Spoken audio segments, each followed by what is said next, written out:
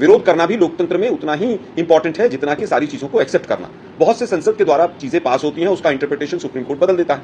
कई बार supreme court कुछ चीज कहता है, उसको संसद बदल देती है। तो ये लोकतंत्र का हिस्सा है और सुप्रीम कोर्ट में तमाम लोग चले गए हैं। जयराम रमेश जी ने भी कहा कि सही समय पर हम भी जाएंगे उसमें। उन्हें सबकी सोच यही है कि ये कानून जो है पूरी तरह से कहीं ना कहीं एक खेमे के खिलाफ है। जी, एक खेमे के खिलाफ है। गला वैसे वास्तव में नहीं घोटा जाता, एक मुहावरा है। जी जी, धन्यवाद। वैसे तो आलोक शर्मा जी मुझसे ज्यादा बेहतर हिंदी जानते हैं, पर अगर गला घोटना इनके हिसाब से मुहावरा है तो इसी उदित राज ने ट्वीट करके कहा था राम मंदिर पर बुलडोजर चला दो। इसी उदित राज ने रामनाथ कोविंद जी को कहा था कि ये डेफ एंड डम प्रेसिडेंट है। इसी उदित राज ने जिस प्रकार की टिप्पणियां सनातन और हिंदू धर्म पे की है, इसी उदित राज और कांग्रेस पार्टी ने राष्ट्रपति कहा है हमारी राष्ट्रपति को। और इसी कांग्रेस पार्टी के एक और प्रवक्ता है अजय कुमार झारखंड से, जिन्होंने कहा ईवल मानसिकता की है द्रौपदी मुर्मू जी। तो ये दिखाता है कि आदिवासी समाज, और बोरिंग भी है स्पीच उनकी, वो पुअर लेडी है, ये सोनिया गांधी राहुल गांधी ने कहा है। तो आदिवासी समाज के प्रति किस प्रकार का वैमनस्य है आज ये स्पष्ट हो रहा है कांग्रेस पार्टी का। दूसरी बात देखिए, वक्फ बहाना है, जैसे सीए के नाम पे आग लगानी थी वैसे आग लगाना है, वोट बैंक की दुकान चलाना है। इन्होंने कहा प्रावधान के ऊपर अगर किसी को समस्या हो तो कोर्ट जा सकते हैं, आंदोलन कर सकते हैं, बिल्कुल सही बात है। परंतु मैं आपको बताना चाहता हूं अमीश जी, हमारा कानून जो है वक्फ का वो नोटिफाई हुआ 6 अप्रैल को गवर्नमेंट ऑफ इंडिया से, प्रेसिडेंट के बाद। उससे पहले ही 4 तारीख और 5 तारीख को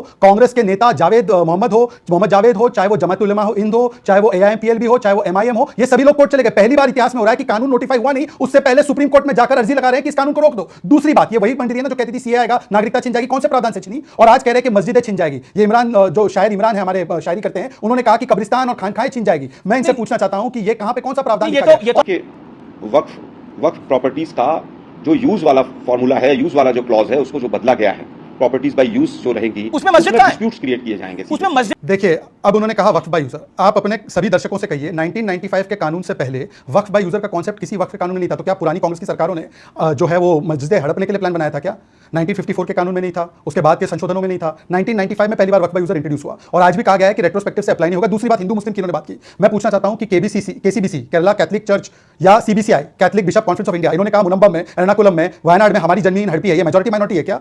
आगाखानी समाज से मैं आता हूं, आगाखानी समाज ने कहा है कि वक्फ बोर्ड ने हमारी जमीन हड़पी है। दरगाह के सजादा नशीन ने बात रखी है। तो हिंदू मुस्लिम कैसे? सच्चा कमेटी रिपोर्ट हिंदू मुस्लिम थी क्या? रहमान खान रिपोर्ट हिंदू मुस्लिम थी क्या? और आखिरी 10 सेकंड, केवल 10 सेकंड और देखिए, आज आपने देखा होगा जम्मू कश्मीर में पिटाई, अमीश जी, जम्मू कश्मीर की असेंबली में पिटाई होती है, कोई अगर समर्थन करता है। जाहिद सैफी नाम के संभल में एक बुजुर्ग व्यक्ति को पीटा जाता है क्योंकि वो वक्फ कानून का संशोधन का समर्थन करते हैं। इनके नेता हाफिज लोन, कांग्रेस के अभी हो चुके हैं, उन्होंने कहा कि शाहीन बाग बना देंगे पूरे देश को। मैं पूछना चाहता हूं, ये संवैधानिक तरीका है? बात आती है कि आदिवासी राष्ट्रपति, जो भी प्रवक्ता टीवी चैनल्स पर बैठकर राष्ट्रपति को आदिवासी बताते हैं, इससे बड़ा कोई अपमान नहीं हो सकता। मुझे तो हैरानी है कि मुस्लिम कॉन्ट्रैक्ट बोलने वाले, मुस्लिमों के आरक्षण की मांग करने वाले आदिवासी समाज से आने वाली प्रेसिडेंट पर ऑब्जेक्शन कर रहे हैं। भाई आदिवासी समाज से प्रेसिडेंट है, उसका आपको दुख हो रहा है क्या? आपने तो कभी बनाया नहीं, अगर किसी ने बनाया तो अब आप कह रहे हैं कि आदिवासी समाज से क्यों ये बोल रहे हैं? मतलब आदिवासी समाज का कितना बड़ा अपमान। दूसरी बात, अब इन्होंने कहा कि देखिए संविधान की बात करने वाले लोग वो है जो कहते हैं कि हम संविधान बदलकर मुस्लिम लोगों को आरक्षण दे देंगे। डीके शिव कुमार ने कहा ये संविधान की बात कर रहे हैं। तीसरी बात ये कह रहे हैं हिंदू मुसलमान, आज की तारीख में उठा के देख लीजिए, इडुक्की डिस्ट्रिक्ट के कांग्रेस के सेक्रेटरी बेनी, उन्होंने कांग्रेस पार्टी को पत्र लिखकर इस्तीफा दिया कि आपने केवल मुसलमानों की तुष्टीकरण की है वक्फ के संशोधन का विरोध करते हुए। चर्च की इतनी जमीनें हड़पी गई है, उसके लिए आपने, मतलब कि प्रियंका वाड्रा ने, सोनिया गांधी ने और राहुल गांधी ने एक भी बात नहीं दिया। और आखिरी बात महंगाई के ऊपर, आलोक जी,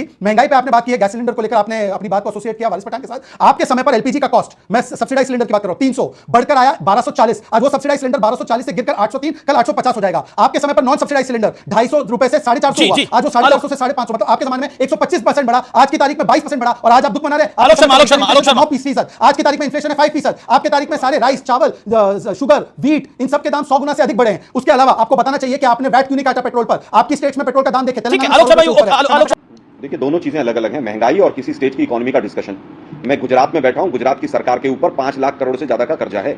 अमीश जी, आलोक शर्मा ने पहले कहा गुजरात का डेट 5 लाख करोड़ है। मैं दर्शकों से कहता हूं अभी गूगल कीजिए, गुजरात का debt to GDP ratio best और 5 लाख करोड़ नहीं है डेट गुजरात का, परंतु उन्होंने झूठ बोला। दूसरी बात, इन्होंने कहा कि दूध दही पे जीएसटी, अरे मान्यवर जब आप छोड़कर गए तब जीएसटी की व्यवस्था नहीं थी, तब आप लोग वैट लगाते थे, आज जीएसटी कम हुआ है। प्लीज अमीश जी, कर्नाटका में पेट्रोल डीजल का दाम 2 रुपए प्रति लीटर, लास्ट ईयर 3 रुपए प्रति लीटर, मिल्क का दाम 6 रुपए प्रति लीटर, इलेक्ट्रिसिटी का दाम 2.5 रुपए प्रति unit, stamp duty 500%, water charges 30%, बस फेयर 15%, टैक्स लग गया, हॉस्पिटल चार्जेस 5% बढ़ गए। ये कह रहे कर्नाटका में महंगाई नहीं है। दूसरी बात मैं बताना चाहता हूं कि दूध, अब मैं आपको एक दाम बता रहा हूं, आटा का दाम इनके 10 सालों में 110% बढ़ा, आज 50% से कम, राइस का दाम 190%। इन्हीं के आरएसएस के तमाम लोग बोलते हैं कि कांग्रेस ने क्रिश्चियनिटी को बढ़ावा देने में मदद की।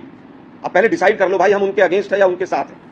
दिक्कत यह है कि संगीत सोम का विषय इसने हल्के में डाल दिया कि वो तो वैसे ही कह दिया उन्होंने। जी एक टेस्ट कर लीजिए। चलिए मैं अमीश जी आपकी बात जो है मैं उसको 100% फेस वैल्यू पे लेता हूं और मैं बोलता हूं संगीत सोम ने गलत बोला। अब बताइए कि राहुल गांधी ने बोला था मोदी को डंडों से मारेंगे, इनके बड़े नेता ने बोला था कब्र खोदेंगे मोदी की, खंडन कर सकते हैं? केसीबीसी और सीबीसी बोला है कि आप क्रिश्चियंस की उपेक्षा कर रहे हैं।